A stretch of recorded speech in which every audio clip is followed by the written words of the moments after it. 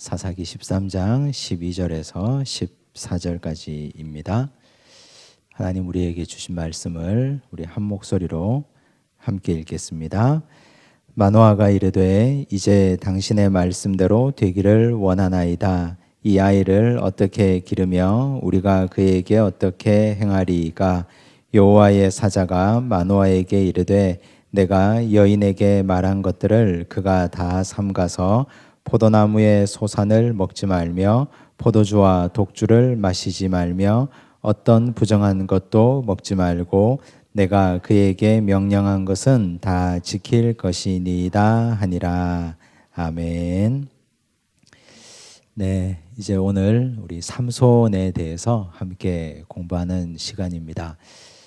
인물별 성경 공부를 이번 학기에 함께 시작했고 모세도 공부하고 여호수아도 공부하고 사사들에 대해서 함께 살펴보고 있는 중입니다.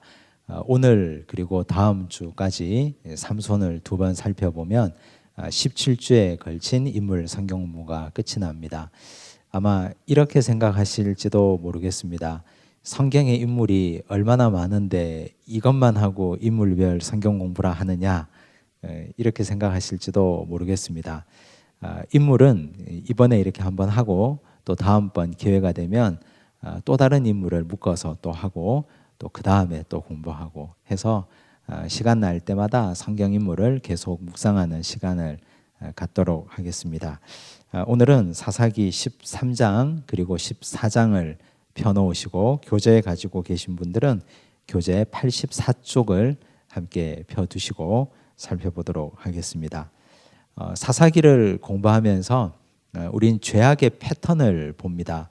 이 네 가지가 하나의 패턴으로 움직이는데 이스라엘 백성들이 죄를 짓습니다. 여기서 죄라는 건 우상을 숭배하는 걸 말합니다. 죄 지으면 하나님이 가만두지 않고 곧장 심판하십니다.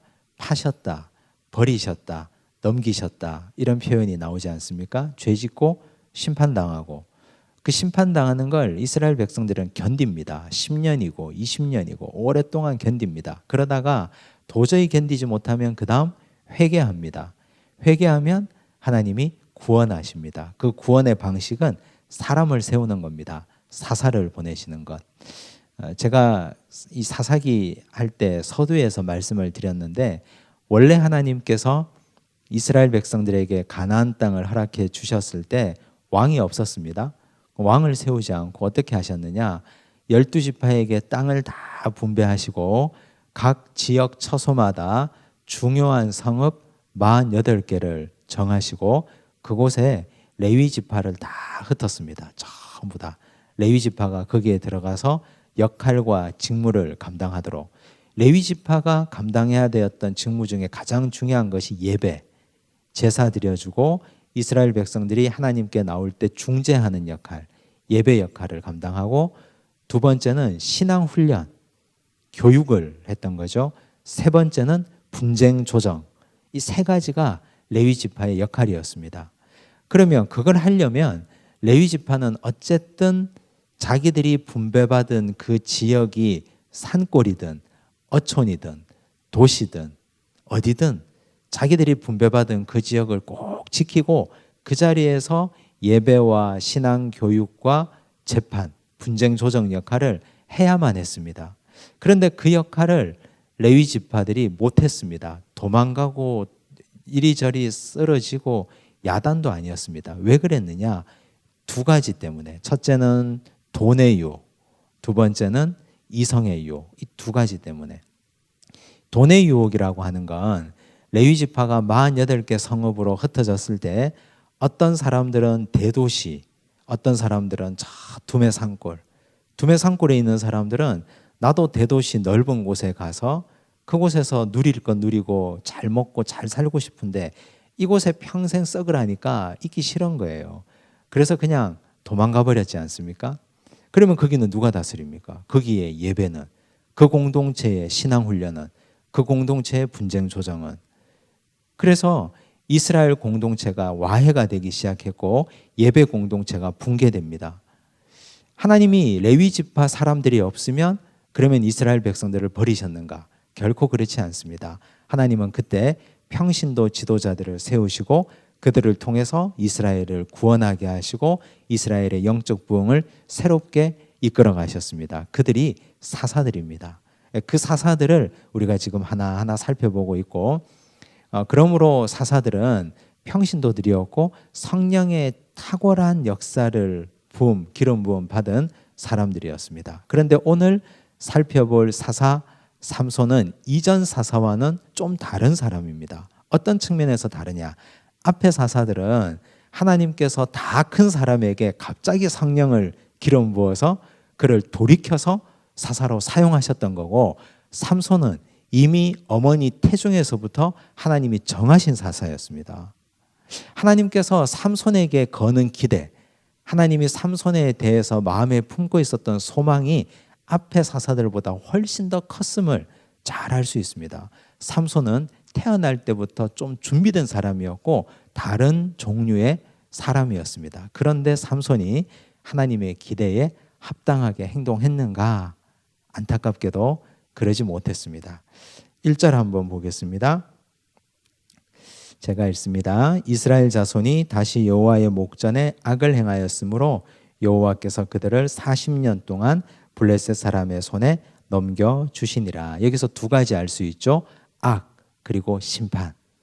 악을 행했다, 즉 우상을 섬겼다, 그리고 하나님이 심판하셨다. 그런데 이스라엘 백성들이 얼마나 지독하냐 하면 40년 동안 블레셋 사람에게 넘김받을 동안 하나님께 회개하지 않습니다. 앞에도 보고 또 계속 살펴봤지만 16년, 23년 뭐 이런 세월이 하루 이틀 세월이 아니지 않습니까? 우리에게 40년이라고 하면 한 세대가 훨씬 넘어가는 세대인데 그 기간 동안 블레셋이 압제하고 다스리는데도 회개하지 않습니다. 지독하죠. 자, 그런데 그때 어떤 일이 있었느냐? 2절 한번 보겠습니다. 함께 읽습니다. 소라 땅에 단 지파의 가족 중에 마노아라 이름하는 자가 있더라. 그의 아내가 임신하지 못함으로 출산하지 못하더니 단 지파 소라 땅 저 산골 구석 찾을래야 찾아가기도 힘든 그 땅 마노아라 이름하는 한 사람이 있었는데 그의 아내가 임신하지 못했습니다. 우리는 이 말씀을 그냥 대수롭지 않게 읽으면 안 됩니다. 왜냐하면 성경은 모든 것이 다 연결되어 있기 때문에 지난주에 살펴봤던 시대적 분위기를 다시 한번 보셔야 됩니다. 그 앞장에 보면 12장 8절과 9절이 나옵니다. 12장 8절 9절 제가 읽을게요. 그 뒤를 이어 베들레헴의 입산이 이스라엘의 사사가 되었더라. 그가 아들 30명과 딸 30명을 두었더니 그랬어요. 이 사사가 아들 30, 딸 30을 뒀습니다. 지난주에도 말씀드렸는데 아들 30, 딸 30, 60명을 두려면 아내가 하나로 됩니까?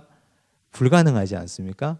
그러면 영적 지도자라고 일컬어지는 사사들도 아내를 여러 명 거느리고 다산이 마치 축복인 것처럼 수십 명의 자녀를 거느리는 것이 하나님께서 나에게 주신 축복이었던 것처럼 사람들에게 보여지는 시대를 이 시대 사람들이 살고 있었다는 뜻입니다. 그러므로 이 시대 사람들에게 시대 정신은 자녀를 많이 낳아서 기르는 것. 자녀를 많이 낳아서 기르려면 당연히 아내 하나로는 불가능하니까 아내를 여러 명 두고 그것이 마치 자신의 권위와 영적인 지표를 상징하는 것처럼 그렇게 사람들에게 보여졌던 시대라는 뜻입니다. 다시 또 보시면 13절과 14절을 보시겠습니다. 제가 읽습니다. 그 뒤를 이어 비라돈 사람 힐렐의 아들 압돈이 이스라엘의 사사가 되었더라. 그에게 아들 40명과 손자 30명이 있어. 이 집도 아들 40, 손자 30. 이 사사도 엄청나게 많은 자식을 낳고 거느렸습니다. 여기도 아내가 하나로서는 불가능했다는 얘기입니다. 이것이 그들에게는 축복인 것처럼 여겨지는 시대의 정신이었습니다. 그런데 한 평신도인 마노아라는 사람, 저 시골 산골짝 구석구석에 살고 있었던 마노아라는 한 사람이 아내와 함께 행복하게 살고 있는데 자식이 없어요? 그럼 그 시대의 영적 지도자였던 하나님께서 성령으로 기름 부어서 세워주셨던 사사들까지도 이 아내가 아내를 자식을 낳지 못하면 갈아치우고 다른 여자 또 데려오고 이것이 마치 상식이었던 것처럼 여겨지던 시대에 마노아라고 그거 못하겠습니까? 당연히 그런 시대입니다. 시대적 분위기가 이게 그냥 죄처럼 여겨지는 게 아니고 당연히 이 시대 사람들은 그렇게 하는 것처럼 여겨지는 시대라는 뜻입니다. 그런데 시대 분위기가 그렇다고 해서 하나님이 인정하시지 않는 가정생활이 과연 죄인가 죄가 아닌가? 우린 상대적인 기준에서 살아가야 될 것이 아니라 절대적인 기준에서 살아가야 한다는 뜻입니다. 하나님께서 삼손을 누구 가정에 주셨는가? 하나님께서 주시려고 하는 귀한 선물이 있는데 이 선물을 받을 만한 자격이 되는 사람이 어떤 사람인가? 이걸 오늘 마노아와 그의 아내가 우리에게 보여주는 것입니다. 세상이 미쳐 돌아가는 거잖아요, 지금. 세상이 이렇게. 오늘 우리 시대가 그렇게 돌아가지 않습니까? 시대적 분위기가. 다들 그렇게 살아가니까. 동성애?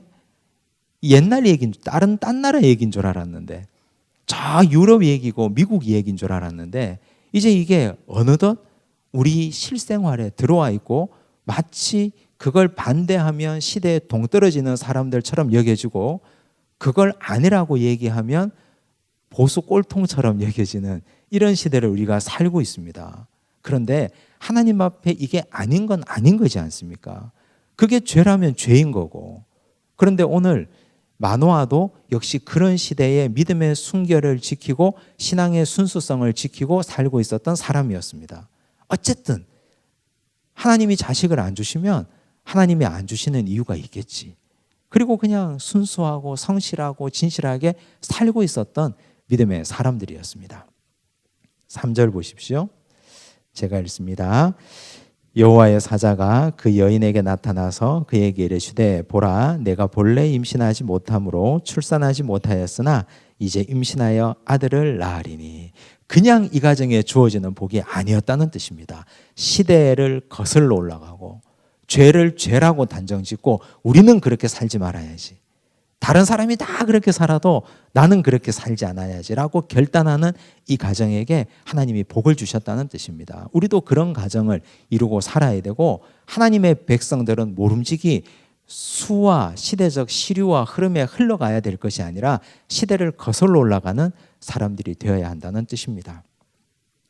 하나님의 사자가 이렇게 말합니다. 4절 보시면 너는 삼가 포도주와 독주를 마시지 말며 어떤 부정한 것도 먹지 말지니라. 5절 보시면 내가 임신하여 아들을 낳으리니 그의 머리 위에 삭도를 대지 말라. 이 아이는 태에서 나옴으로부터 하나님께 바쳐진 나실인이 됨이라. 그가 블레셋 사람의 손에서 이스라엘을 구원하기 시작하리라 하시니.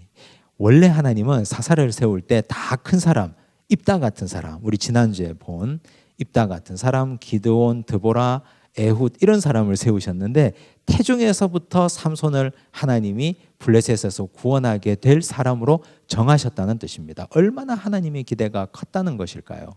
우린 여기서 나실인이라는 걸 만나는데 나실인은 두 종류가 있습니다. 나중에 찾아보세요. 우리 교재에도 있는데 민수기 6장 1절에서 7절에 나옵니다. 나실인의 규정이. 이 나실인은 두 종류가 있는데 태어날 때부터 평생 동안 나실인으로 살아야 되는 사람이 있습니다. 태어나서 죽을 때까지. 두 번째는 어떤 정해진 기간만 내가 서원을 하는 겁니다. 하나님, 제가 3년 동안 나실인으로 살겠습니다. 혹은 1년 동안 나실인으로 살겠습니다. 기간을 정하는 나실인도 있고 평생 동안 죽을 때까지 나실인으로 사는 경우도 있습니다. 삼손의 경우는 어떤 경우입니까? 여기 보니까 죽을 때까지 평생 동안 하나님이 아예 나실인으로 정하셨습니다. 어쨌든 나실인이 지켜야 될 규정은 세 가지가 있습니다. 첫째, 포도주와 독주를 먹지 말 것. 두 번째, 머리에 삭도를 대지 말 것. 머리카락을 계속 길러야 됩니다. 계속. 세 번째, 시체나 부정한 것을 가까이 하지 말 것. 이 세 가지입니다. 포도주와 독주를 왜 마시지 말라고 했을까요? 하나님께 드려진 사람이니까 항상 맑은 정신으로, 깨끗한 정신으로 살아야 되니까.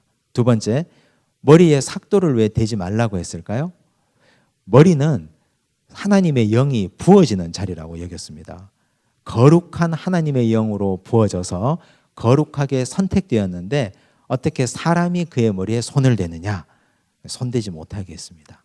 세 번째, 부정한 것, 시체, 부모라도 누군가가 죽으면 그 옆에 가지 못하도록 했습니다. 금기시했습니다. 그 세 가지. 왜냐하면 그건 위생과도 좀 관련이 있는데 시체나 부정한 것, 누가 죽어서 그 오염이 자신한테 되면 하나님께 바쳐진 사람의 생명에 해가 될까 봐 그렇게 세 가지 금지 규정을 정했습니다. 그래서 하나님의 사자가 마노아와 마노아의 아내가 있는데 지금 여기는 마노아의 아내에게 하나님의 사자가 나타나서 하신 말씀이에요. 네가 장차 잉태해서 아들을 낳을 것인데 아들을 평생 동안 나실인으로 드려라. 이렇게 정한 겁니다. 나중에 마노아가 이 이야기를 부인에게 듣습니다. 보십시오. 7절, 6절 보십시오. 6절 제가 읽습니다. 이에 그 여인이 가서 그의 남편에게 말하여 이르되, 남편에게 이제 전했어요. 이러한 일이 나에게 있었습니다. 그러면 보통의 남자 같으면 여러분 집에 있는 남편은 어떻습니까? 부인이 막 이런 얘기 저런 얘기 하면 뭐라 그랬지? 잘 귀 기울여 듣지 않고 그냥 자기 생각하고 자기 할 일하고 하는 남자들이 대부분이고, 특별히 신앙적인 얘기를 부인이 막 이렇게 나누려고 하면 그건 당신이 알아서 하라고, 그냥 나하고 별 상관없는 일이니까. 대부분의 사람들은 그런 식으로 피해가거나 직무유기를 하거나 별로 관심 가지지 않습니다. 그런데 마노아는 다릅니다. 8절 보십시오. 제가 읽습니다. 마노아가 여호와께 기도하여 이르되 주여 구하옵나니 주께서 보내셨던 하나님의 사람을 우리에게 다시 오게 하사 우리가 그 낳을 아이에게 어떻게 행할지를 우리에게 가르치게 하소서 하니. 우리에게라는 말이 중요합니다. 우리에게. 왜냐하면 마노아가 직접 못 들었거든요. 부인만 들었거든요. 부인을 통해서 들었거든요. 마노아의 훌륭한 점이 여기서 또 나타나는데 영적 일치를 요구하고 있습니다. 이건 굉장히 중요한 것입니다. 가정에서는 영적 일치가 일어나야 되는데 하나님께서 부인에게 이렇게 역사하셨다고 하면 남편도 하나님께 기도해서 하나님 내 아내에게 말씀하셨으면 저에게도 하십시오. 저는 제 아내의 이야기만을 듣고 하나님의 뜻을 분별해야 되는데 그걸로는 제가 좀 불안하지 않습니까? 저에게도 말씀하십시오. 들려주십시오. 영적 일치가 중요합니다. 그리고 이 영적 일치를 무엇을 위해서? 하나님께서 허락해 주실 자녀가 이렇게 귀한 자녀라면, 그렇다면 하나님 이 아이를 우리가 둘이 같이 길러야 되니까 내 아내에게만 말씀하지 말고 저에게도 말씀해 주셔야 됩니다. 이 얘기를 하는 겁니다. 가정에서 자녀를 기르는데 엄마의 양육 철학이 다르고 아버지의 양육 철학이 다르면 아이는 무엇을 보고 자라야 됩니까? 저는 그런 가정 수없이 많이 봤습니다.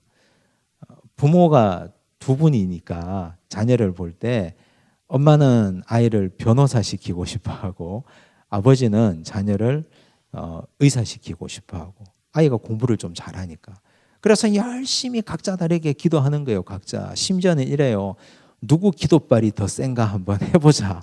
하나님께 우리가 계속 기도해서 누구 기도발이 더 센가 해보자. 이건 자녀의 인생을 걸고 부모가 그걸 가지고 겨루기 하거나 경쟁하거나 할 계제가 아닙니다. 결코.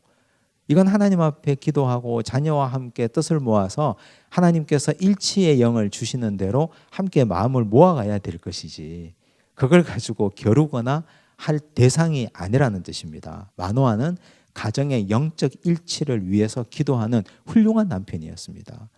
마노아의 훌륭한 점, 첫째는 시대의 흐름을 거슬러 올라갔다. 두 번째는 가정의 일치를 꿈꾸고 실제로 행동하는 사람이었다.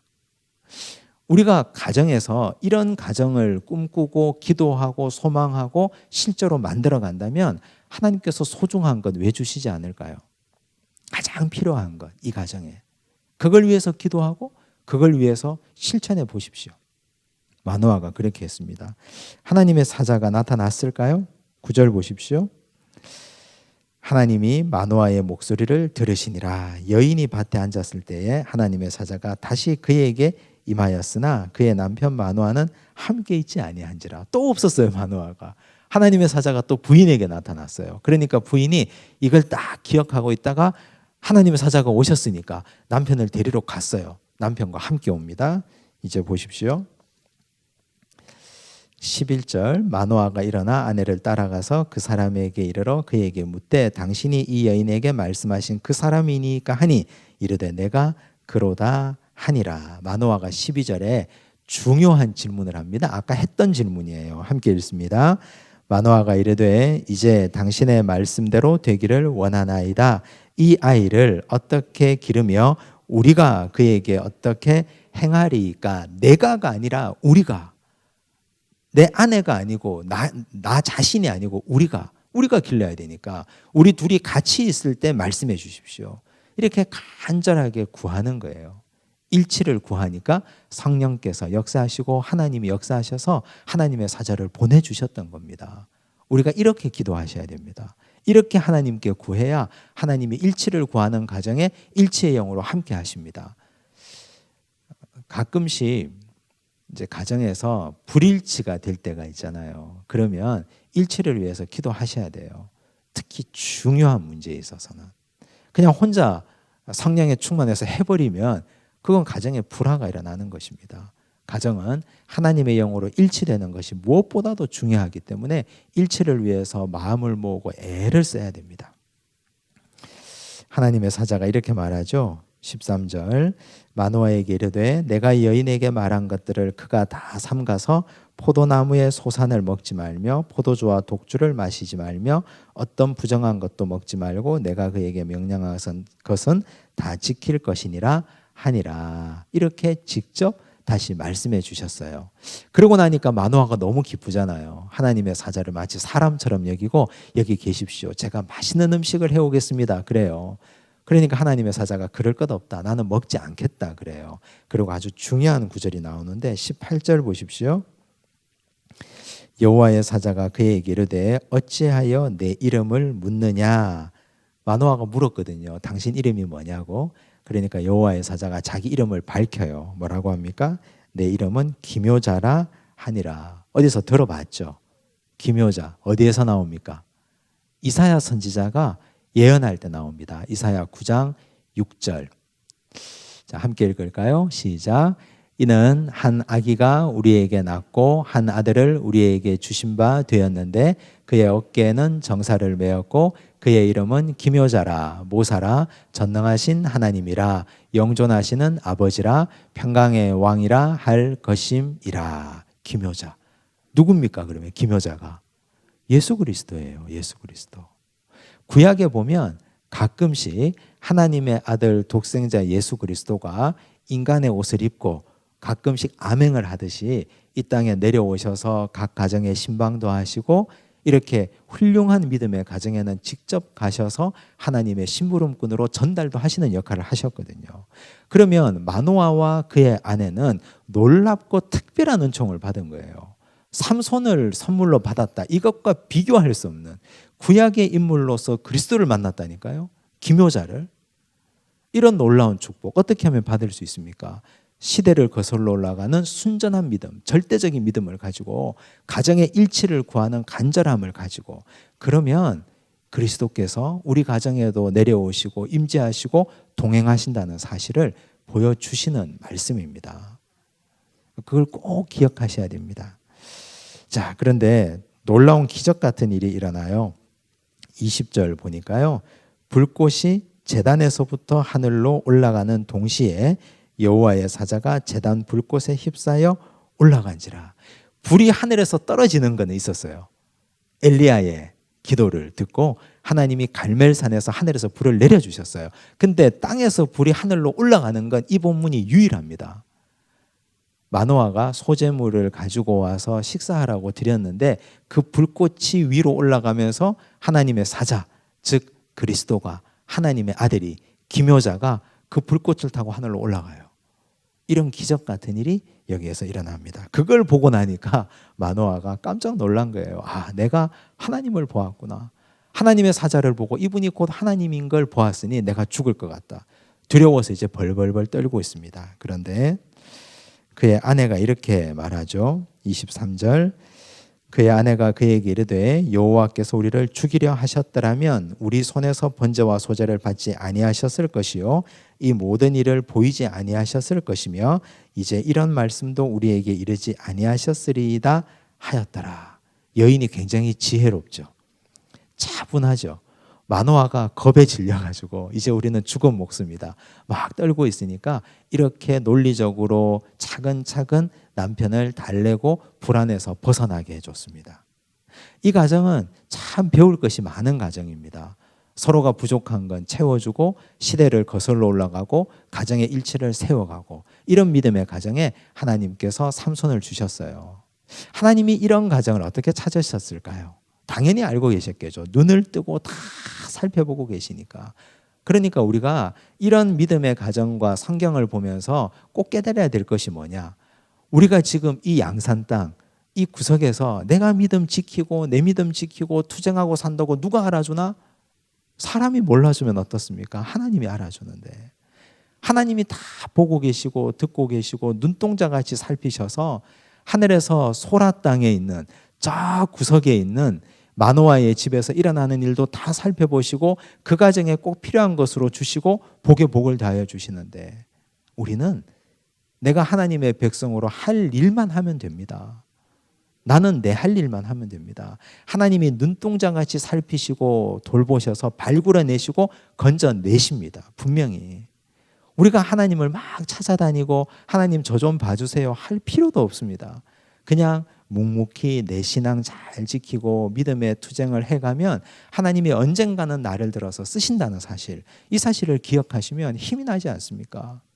그 옛날 시대가 미쳐 돌아가는 이때도 하나님이 단지파 소라 땅에 있는 마노아를 찾아가시고 그 가정을 복을 주시는데 우리 시대 똑같은 하나님이 역사하시지 않겠습니까? 24절 그 여인이 아들을 낳음에 그의 이름을 삼손이라 하니라. 그 아이가 자라매 여호와께서 그에게 복을 주시더니 소라와 에스디올 사이 마하네단에서 여호와의 영이 그를 움직이기 시작하셨더라. 여호와의 영, 이건 하나님께서 그를 택하셨다라는 특징적인 표현입니다. 우리 지난주에 봤죠. 입다에게 하나님의 영이 임하셨다. 여기 삼손에게도 하나님의 영이 임하셨습니다. 왜요? 하나님은 그가 잘해서가 아니라 이미 태중에서부터 그를 들어서 사사로 쓰기로 작정하셨기 때문에 그에게 하나님의 영이 강하게 임하신 것입니다. 움직이기 시작했다라는 이 말은요, 파암이라는 단어를 사용하는데 휘젓다라는 뜻입니다. 하나님의 영이 그의 마음에 파암 임하셔서 그를 막 휘저어서 끌고 가는 거예요. 자기 의지로 움직이는 것이 아니라 하나님의 영의 의지대로 그가 움직이기 시작한 것입니다. 이때부터 그의 사사로서의 본격적인 사역이 시작됐습니다. 사사의 역할이 뭡니까? 사사의 역할. 레위 지파가 못했던 역할을 사사가 그대로 고스란히 이어받습니다.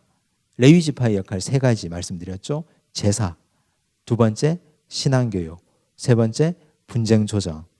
그러면 삼손은 태중에서부터 택정받았기 때문에 그렇게 길러졌습니다. 그렇게. 그래서 그는 예배와 신앙교육과 분쟁 조정 역할을 감당해야 됩니다. 그러면 예배, 신앙교육, 분쟁 조정의 가장 중심이 되는 텍스트가 뭡니까? 뭘 중심으로?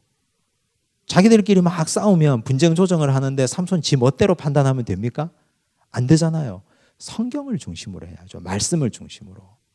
그리고 예배도 하나님이 정하신 5가지 예배 규례가 있습니다. 레위기에 5대 제사가 있잖아요. 그리고 또 신앙 교육도 신명기 모범이 있습니다. 거기에 따라서 가르쳐야 됩니다. 그러면 삼손이 가장 많이 봐야 될 게 뭡니까? 말씀이에요, 말씀. 왜냐하면 레위 지파의 역할을 대신하는 거니까. 그의 눈은 항상 어디를 가 있어야 됩니까? 성경에 가 있어야 돼요. 성경에. 또 그의 눈은 성경에서 눈 뜨면 어디로 가 있어야 됩니까? 백성들에게. 삼손의 눈은 2가지를 향해 있어야 되는데 하나는 성경과 두 번째는 백성들. 백성들을 보고 분쟁이 있어요. 그럼 다시 성경을 보고.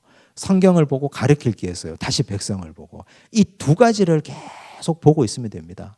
눈 감으면 기도하고, 눈 뜨면 말씀 보고 백성 보고, 이것만 하면 되는 거예요. 이게 사사의 역할이에요. 포도주 독주 멀리해서 항상 정신을 맑게 하고, 자기를 기름 부어 주신 하나님을 인정하면서 머리에 삭도를 대지 않고, 건강을 항상 챙기면서 부정한 것을 가까이 하지 않고, 그렇게 살아가는 것이 삼손이 죽을 때까지 평생 동안 그렇게 살아가야 될 책임입니다. 하나님이 그를 귀중하게 불러주셨기 때문에. 이건 오늘 이 시대 목회자도 다르지 않습니다. 오늘 이 시대 목회자도 역시 똑같지 않습니까? 봐야 될 게 말씀하고 성도들을 바라보는 것이고, 눈 감으면 기도하는 것이고, 그것밖에 없죠. 그런데 문제는 삼손이 그렇게 살았느냐? 14장 1절 보십시오. 함께 읽습니다. 삼손이 딥나에 내려가서 거기서 블레셋 사람의 딸들 중에서 한 여자를 보고, 보고에 이렇게 동그라미 하세요. 보고. 삼손이 뭘 봤습니까? 여자를 보기도 봐야죠. 결혼을 하니까. 그런데 삼손이 봐야 될 걸 보지 않고 보지 말아야 될 걸 봤다는 게 문제예요. 만약에 때가 되면 부모가 짝지어진 여인과 결혼했더라 이러면 아무런 문제가 될 게 없어요. 이삭의 결혼을 우리가 아시잖아요. 저녁에 들에 나가서 묵상하다가 고개를 들어보니 저 멀리서 리브가가 낙타 타고 오는 걸 봤잖아요.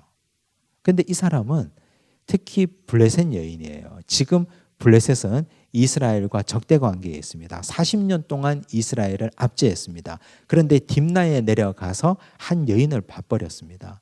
말씀 봐야 될 눈, 백성들을 살펴야 될 눈이 여인을 바라보면서 그의 마음이 흔들리기 시작합니다.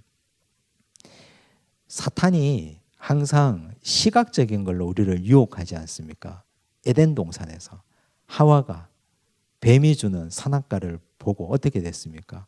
보암직도 하고 먹음직도 하고 지혜롭게 할 만큼 탐스럽기도 한지라. 보니까 보암직도 하거든요. 보니까 먹고 싶죠. 저걸 먹으면 어떻게 될까? 뱀이 저거 먹으면 지혜로워져서 하나님과 같이 된다 그랬으니까 보는 것으로부터 모든 것이 계속 진행되는 것입니다. 보는 것 정말 중요합니다. 보는 것. 그래서 성경의 정신은 항상 우리에게 들으라 그러잖아요. 우린 자꾸 이상해요. 성경은 보는 것인데 왜 들으라고 말할까? 성경은 본질적으로는 듣는 것입니다. 눈으로 보는 거지만 우리가 성경을 읽으면서도 하나님의 음성을 듣는다고 생각해야 됩니다. 새벽기도 시간에 저와 여러분이 계속 성경을 교독하잖아요. 교독하는 이유는 눈으로 한번 보고 입으로 읽고 귀로 또 듣고 3번 듣는 것과 같은 효과를 내기 위함이고, 듣는 것이 무엇보다도 중요하기 때문에 하나님의 말씀을 본질적으로 듣는 겁니다. 보여주는 것, 너무 많이 보여주는 것 별로 좋지 않습니다. 시청각 자료 많이 쓰는 것, 그것도 별로 좋지 않습니다. 교회 학교 아이들에게 설교하거나 자료를 제시하거나 할 때도 재미있게 이야기를 해주면 아이들의 상상력이 자극되어서 요셉 이야기나 다윗 이야기를 들으면 상상을 하면서 듣잖아요. 근데 그걸 그림을 보여주거나 영상을 보여주거나 하기 시작하면 거기에 딱 고정되기 쉽습니다. 더 이상 상상력이 자라질 않습니다. 그래서 그 옛날 어머니 무릎에, 할머니 무릎에 누워서 그 옛날 얘기, 성경 얘기, 예수님 이야기를 열심히 들었던 아이들은 지능도 좋아질 수밖에 없습니다. 많이 들었으니까. 뇌가 자극을 받아서 상상을 많이 하니까 보면 그걸로 끝입니다. 지금 여기 삼손이 한 여인을 보기 시작하니까 그 보았던 욕망에서 빠져나올 수가 없는 거예요. 성경 보는 거 재미있습니까? 거기서 재미를 느껴야 되는데 재미를 느끼지 못하고, 하나님의 백성을 살피고 그 약한 것들을 치유하는 것에서 보람을 느껴야 되는데 보람을 느끼지 못하고, 여인을 보는 것에서 말초적인 감각적 기쁨을 느끼기 시작하면서 그가 타락하기 시작하는 것입니다. 2절 보십시오. 올라와서 자기 부모에게 말하여 이르되 내가 딥나에서 블레셋 사람의 딸들 중에서 한 여자를 보았사오니, 또 보았다는 말이 나오죠. 성경이 계속해서 말하는 건 중요하니까 말하는 거예요. 보았사오니 이제 그를 맞이하여 내 아내로 삼게 하소서 하매 이 이야기를 마노아와 마노아의 아내가 들었을 때 그 심정이 어땠을까요? 철렁 내려앉았겠죠. 네가 어떤 자식인데, 하나님이 너를 어떻게 보내주셨는데. 그런데 우리가 여기서 보셔야 될 교훈은요, 하나님의 영이 그를 인도해가고 파암, 휘젓기 시작하잖아요. 그래도 사탄은 그를 유혹합니다. 사탄은 그를 유혹하고 넘어지게 할 수 있습니다. 우리가 볼 때 영적인 카리스마가 대단한 사람이라 하더라도 넘어지지 않는 게 결코 아닙니다. 사탄은 그 한 사람을 넘어뜨리면 교회를 넘어뜨릴 수 있고, 사탄이 삼손 하나를 넘어뜨리면 이스라엘 공동체를 박살낼 수 있잖아요. 리더십에게 왜 사탄이 강력하게 역사하느냐? 그 한 사람은 곧 공동체 하나이기 때문에 그렇습니다. 그래서 리더들을 위해서 기도해야 됩니다. 나라의 정치 지도자들, 교회 목회자들 계속 기도해 주셔야 됩니다. 지금 여기 삼손이 이렇게 해서 하나님의 영이 인도하고 있음에도 불구하고 그의 시각적 유혹을 이기지 못해서 넘어지고 있습니다. 3절, 그의 부모가 그에게 이르되 내 형제들의 딸들 중에 내 백성 중에 어찌 여자가 없어서 내가 할례받지 아니한 블레셋 사람에게 가서 아내를 맞으려 하느냐 하니, 삼손이 그의 아버지에게 이르되 내가 그 여자를 좋아하오니 나를 위하여 그 여자를 데려오소서 하니라. 자식 이기는 부모 있습니까? 지금 이런 상태까지 가버리면 이미 이 마노아나 그의 아내나 손 쓸 수 없는 상태가 돼버린 겁니다. 우리는 성경을 읽을 때 단순하게 보잖아요. 한 번 보고 이랬거니. 그렇지 않습니다. 수없이 많이 계속 반복되는 사탄이 찍으면서 부모에게 이런 얘기를 할 정도까지 가고, 이제 이런 지경까지 갔으면 병이 심각해진 상황이 된 것입니다. 5절, 삼손이 그의 부모와 함께 딥나에 내려가 딥나의 포도원에 이른즉, 상견례하러 가는 거예요. 이제 여자 보러 가는 거죠. 젊은 사자가 그를 보고 소리 지르는지라. 갑자기 젊은 사자가 나타났어요. 이 젊은 사자의 출현이 굉장히 재미있는 장치입니다. 왜냐하면 6절과 같이 연결이 되는데요. 함께 읽습니다. 여호와의 영이 삼손에게 강하게 임하니 그가 손에 아무것도 없이 그 사자를 염소 새끼를 찢는 것 같이 찢었으나 그는 자기가 행한 일을 부모에게 알리지 아니하였더라. 성경에 보면 갑자기 삼손의 부모가 같이 내려갔는데 어디로 갔는지 흔적이 없습니다. 여인과 상견례를 끝나고 난 후의 사건인지, 아니면 가다가 갑자기 사자가 나타나서 부모를 피신시키고 사자와 1대1로 삼손이 붙었는지, 그건 알 수 없습니다. 그런데 여기 젊은 사자가 나타났고 여호와의 영이 강하게 임했다는 얘기와, 그리고 사자를 찢어 죽였잖아요. 그런데 부모에게 말하지 않았다는 이야기가 연결됩니다. 어떻게 연결되느냐? 나시린의 법도에 보면 부정한 걸 가까이 할 수 없잖아요. 시체를 가까이 할 수 없습니다. 그런데 이건 불가피한 일입니다. 어쨌든 사자가 공격을 했고 내가 죽지 않으려면 내가 공격을 해야 되고, 삼손에게 하나님의 영이 임해서 사자를 찢어 죽였어요. 시체를 가까이 해버렸어요. 그럼 어떻게 해야 됩니까? 그 다음에는 부모에게 말해야 돼요. 부모에게 말하면 어떻게 되느냐? 나시린의 정결 규정에 의하면 민수기 6장, 아까 우리가 1절에서 7절까지라 그랬는데 그 후에 8절에서 12절까지를 읽어보면 부득이하게 내가 갑자기 가만히 있는데 옆에서 누군가가 죽어버렸어요. 그럴 수 있잖아요. 길 가다가. 그럼 시체를 가까이 하게 된 거잖아요. 그러면 성전에 가서 제를 드리고 하나님께 예배 드리고, 그리고 격리 기간을 거쳐야 됩니다. 정결하게 되는 기간. 그런데 삼손은 그게 싫은 거예요, 지금. 왜요? 딥나의 여인을 보러 상견례하러 간 거니까. 부모와 함께 간 거니까. 부모에게 말하지 않은 거예요. 내가 젊은 사자를 찢어 죽였습니다. 이 사자를 찢어 죽이고 그리고 시체를 가까이 했으니 저는 다시 올라가서 성전에 가서 격리 기간을 거쳐야 됩니다. 그렇게 하면 이 여인을 못 보는 거잖아요. 이게 지금 사단이 난 거잖아요. 그러면 젊은 사자를 보낸 분이 누굴까요? 여기서 하나님이 보낸 거예요. 하나님이 막으신 겁니다. 하나님이 막으셨고 동시에 하나님이 그에게 갑자기 영이 임해서 젊은 사자를 찢어 죽일 수 있을 만한 힘을 삼손에게 주신 거예요. 사자를 찢어 죽여서 그가 시체를 부득이하게 가까이 해서 그가 자신이 나시린이라는 걸 알고 정결례를 거치면서 이 여인에게 가지 못하도록 하나님이 막으신 거예요. 간증거리 아닙니까 이거? 삼손이 이걸 깨달았다면, 만약 부모에게 이야기를 했다면 부모가 거기서 너 죽고 나 죽자 하든지 삼손을 붙들고 어떤 뒹굴든지 끌고 갔을 것 아니에요. 하나님이 그에게 마지막 기회를 준 거예요. 기회를.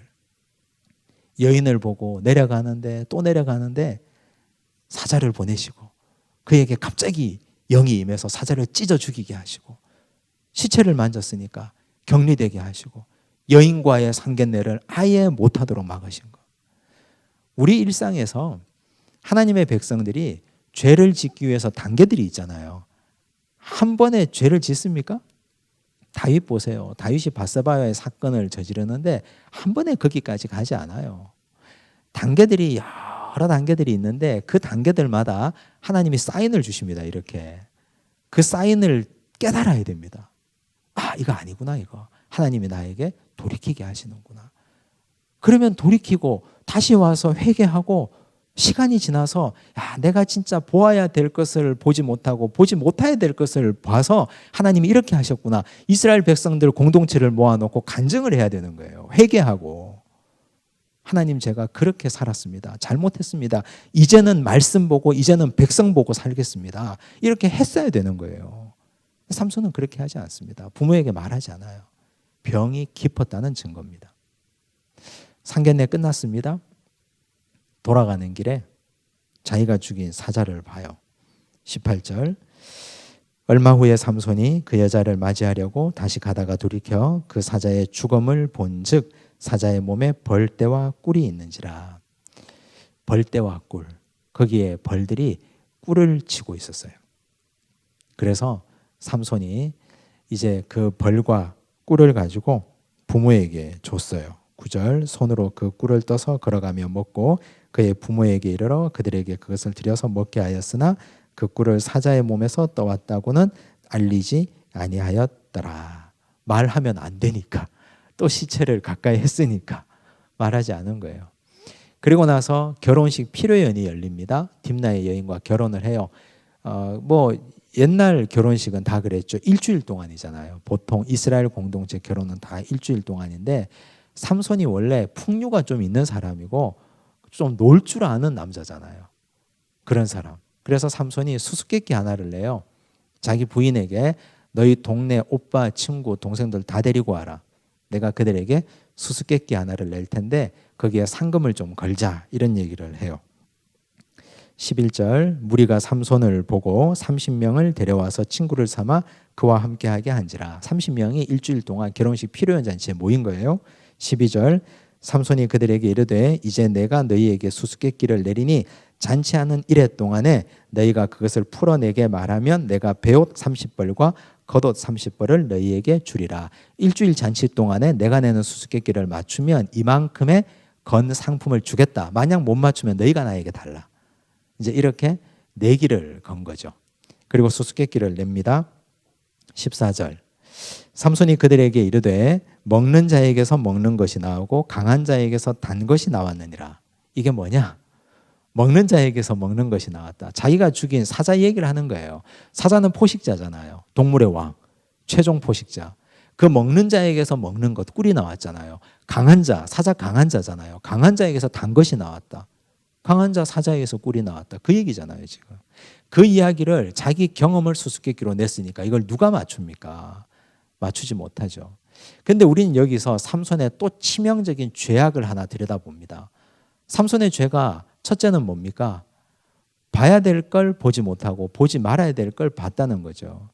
그리고 두 번째는 나실인의 서약을 어긴 겁니다. 세 번째는 하나님이 막으신 걸 간 겁니다. 네 번째는 간증거리를 술안주거리로 삼아버린 겁니다. 하나님께서 그에게 특별한 간증거리를 줬잖아요. 젊은 사자를 만나게 하시고 하나님의 영이 임해서 그 사자를 찢어 죽이게 하시고 하나님이 그의 앞길을 막은 것. 돌아보면 간증이에요. 하나님이 나를 이렇게 사랑하셔서 죄 지을 자리에서 나를 구원해 주셨구나. 얼마나 놀라운 간증입니까? 그런데 이걸 불신자들과 술자리에서 일주일 동안 먹고 마시면서 이걸 이야기거리로 삼아버린 거죠. 이건 하나님의 능력과 하나님의 역사를 싸구려 취급하는 겁니다. 하나님은 얼마나 화가 나시겠습니까?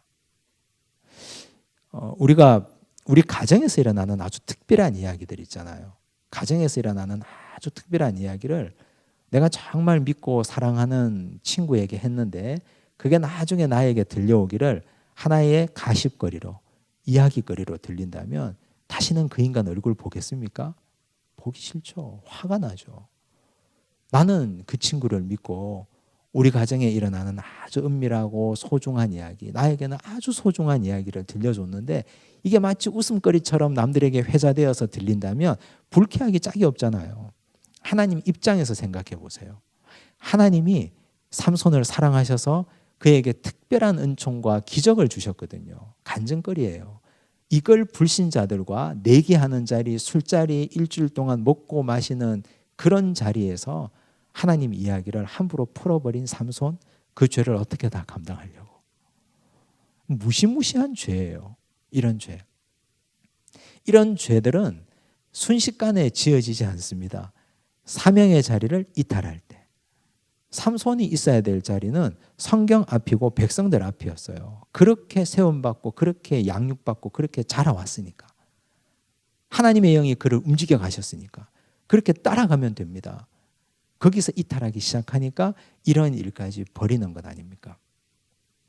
삼손은 자신감이 충만한 사람이에요. 힘 있죠. 능력 있죠. 얼마나 능력이 있습니까? 탁월한 사람이잖아요. 그런데 삼손이 하나 간과한 게 있는데 세상 사람들이 그렇게 만만한 사람들이 아니라는 겁니다. 세상 사람들은 그렇게 어리숙하지 않아요. 믿지 않는 사람들. 이 세상의 악의 권세들이 바보 같은데 바보 같지 않아요. 저것들 뭘 할 수 있을까? 그렇지 않아요. 3일 동안 수수께끼를 못 풀었거든요. 어떻게 할까요, 얘들이? 동네 오빠 아닙니까? 동네 친구, 딥나의 여인과 동네 아우들, 동네 동생들 아니에요. 계속 이 여인을 괴롭히는 거예요. 이렇게 얘기합니다. 15절 일곱째 날에 이르러 그들이 삼손의 아내에게 이르되 너는 내 남편을 꾀어 그 수수께끼를 우리에게 알려달라 하라. 그렇지 아니하면 너와 내 아버지의 집을 불사르리라. 너희가 우리의 소유를 빼앗고자 하여 우리를 청한 것이 아니냐? 그렇지 아니하냐? 하니. 이렇게 된 거예요. 얼마나 교활한지. 여인을 통하면 당연히 삼손에게서 답이 나올 줄 알았던 거죠. 길을 아는 거예요. 세상 사람들이. 세상의 악한 권세들은 결코 우리보다 미련하지 않습니다. 사탄의 권세, 사탄의 꾀는. 삼손 자기 혼자 잘난 줄 알았지만 그보다 더 머리 꼭대기에 올라앉아 있는 블레셋 사람들이 있었다는 뜻입니다. 삼손의 아내가 어떻게 해요? 16절 그의 앞에서 울며 이르되 당신이 나를 미워할 뿐이요 사랑하지 아니하는도다. 그러면서 계속 알려달라 그래요. 울며 불며 막 그래요. 이제 갓 결혼한 신혼입니다. 삼손이 어떻게 할까요? 알려줘요.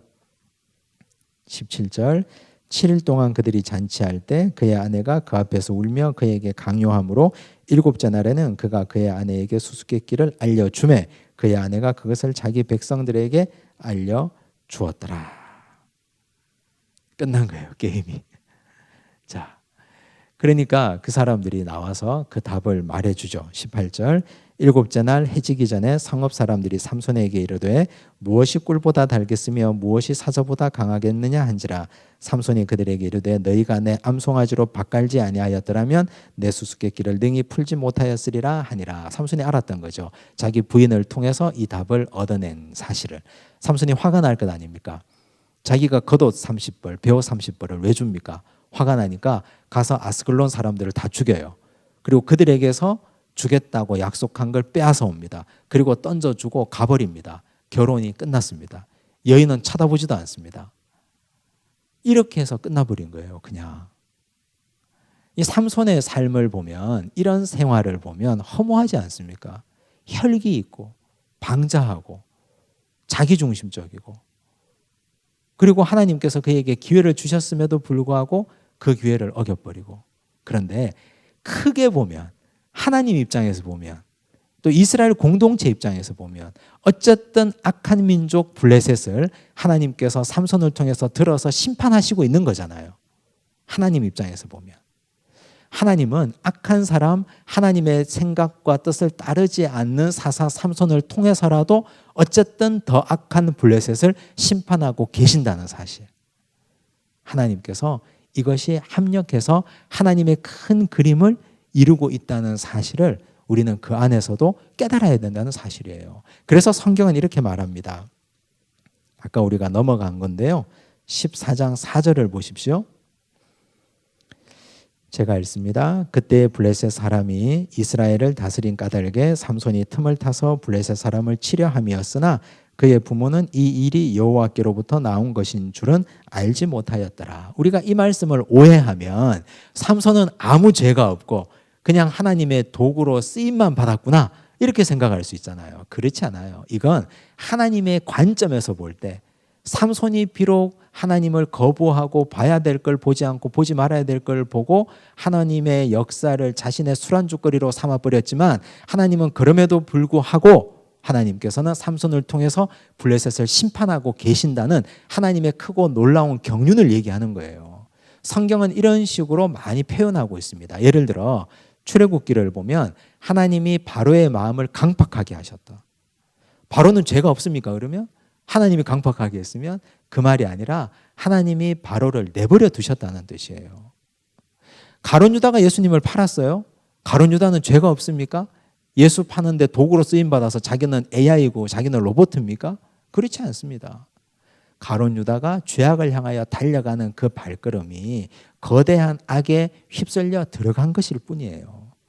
하나님의 경륜은 크고 놀라운 경륜은 이런 삼손의 악을 통해서도 더 큰 악, 블레셋을 심판하고 계신다는 사실. 북한이 도발을 하고 있잖아요, 지금. 그러나 우린 그런 과정을 통해서도 하나님이 일하고 계시는구나. 하나님께서 지금 일하고 계시는구나. 코로나 사태가 언제 끝날지 모르죠. 우리의 믿음 한 가지는 이 사태를 통해서도 하나님이 일하고 계시는구나. 그 사실은 절대로 변함없는 사실입니다. 이 믿음이 흔들리기 시작하면 우리 믿음의 근간과 뿌리가 흔들립니다. 어떤 이상한 일이 있어도 우리 인생에 어떤 일어나지 않아야 될 일이 막 일어나고 우리 마음이 흔들리고 어렵다 할지라도 하나님이 일하고 계시는구나. 이걸 붙들고 계시면 우린 좌우로 흔들리지 않습니다. 우리는 단지파 소라 지방에 살았던 마노아처럼 우리 할 일 하면 되는 거예요. 그냥 믿음 생활 열심히 하고 기도 잘하고 예배 열심히 드리고 시대에 휩쓸려 가죠. 살지 않고. 그러면 하나님께서 우리에게 꼭 필요한 복과 은혜를 내려주실 겁니다. 이제 다음 주에 삼손 마지막 시간이 남아 있습니다. 이 삼손의 과정을 잘 살펴보시고 삼손의 부모처럼은 되시되 삼손은 반면교사로 삼으면 좋겠습니다. 기도하겠습니다. 하나님 아버지 감사합니다. 세상이 악으로 물들어가는 그때에 마노아와 그의 아내는 하나님의 말씀을 지키며 믿음의 순결과 정결을 지키며 살았습니다. 주님, 오늘 이 시대 악과 더러움이 가증한 시대에 우리가 그 악을 쫓아 살지 않도록 도우시고 우리도 마노아처럼 그의 아내처럼 믿음의 순결을 지키며 살아가도록 축복하여 주옵소서. 가정의 일치를 이루게 하시고 믿음 생활 성실히 하도록 도와주시기를 간절히 원합니다. 보아야 할 것을 보고 보지 말아야 할 것은 멀리하게 하여 주시고 우리가 하나님의 백성으로 하나님의 말씀과 하나님께서 사랑하시는 백성들을 바라보는 우리 눈의 순결을 지켜가도록 축복하여 주시옵소서. 심판날 하나님께서 우리에게 눈의 순결을 물어보실 때 눈과 마음과 믿음을 지켰다고 당당히 대답할 수 있는 믿음의 백성들이 되도록 축복하여 주옵소서. 우리를 둘러싼 환경은 두렵습니다. 세상의 악이 어디가 끝인지 모르게 흘러갑니다. 그럼에도 불구하고 하나님께서 모든 걸 주관하신다는 믿음을 가지고 살아가도록 축복하여 주시고 하나님께서 궁극적으로 승리하실 것이라는 이 큰 믿음이 오늘 우리를 지탱하는 믿음 되도록 역사하여 주옵소서. 모든 말씀 예수님 이름으로 기도드리옵나이다. 아멘.